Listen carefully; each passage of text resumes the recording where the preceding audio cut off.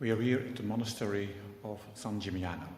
Since 1280, the Augustinians live here, and well, just about 100 years they weren't here. It's more military barracks, but since 1280 there's a monastery here, and it's the last 20 years beautifully restored, and it was fallen down, and the Augustinian order wanted to have a spiritual center here in San Gimignano for all the order to receive guests in this beautiful country. So Father Brian Lowry, who had been Assistant General and Prior of St Monica in Rome, he had, together with a lot of volunteers, restored this beautiful place. And now they can receive a lot of guests here, and it's very nice being here. So as you see here in this beautiful cloister, this beautiful garden, just the silence to receive it from this beautiful place. Just aside about my room, about the room in my window, the beautiful landscape.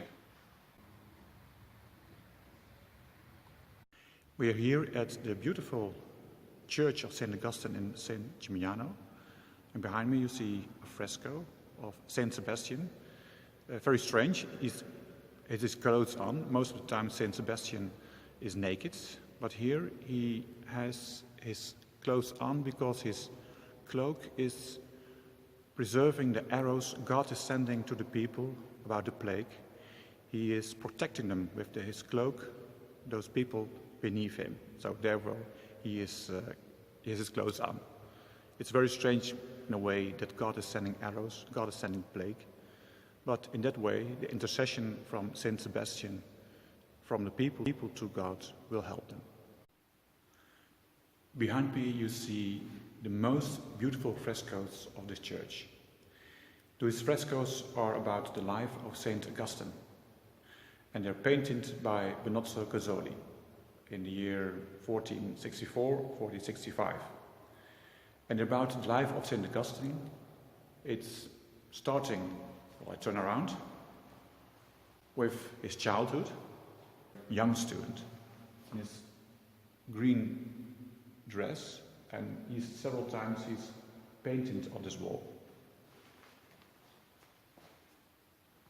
As a student, and it's a bit dark now, and he's, about his conversion.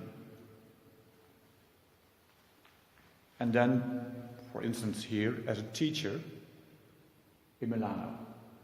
And you see those students he has are a bit older than he is, because the faces of the people painted here are actually just people living here in San Gimignano or giving money for the painter to be painted. And you see that St. Augustine doesn't have a halo, so it's before his conversion. Just after his conversion, being baptized, he has a halo around his head. Or this part, where he's on the road, thinking, not even happy because his new goal, what he has. Afterwards he will have his conversion. And most in the opposite here, you see him dressed as an Augustinian, giving the rule, and having that famous legend about him, about the Trinity, this small boy that he's telling about, that he can't really imagine what God is about in Trinity. And actually it's also a bit strange that St. Augustine is dressed up like an Augustinian, because most of the time St. Augustine is dressed up like a bishop with his heart in his hand. But here in the Augustine church it will be much more as an Augustinian friar. And actually, the Augustinian friars were, when they started in the 13th century, weren't really about St. Augustine. They just were hermits who were collected together and had to have a rule, so they chose the rule of St. Augustine. And just about the 14th, 15th century, they become more self-sufficient about being Augustinian. So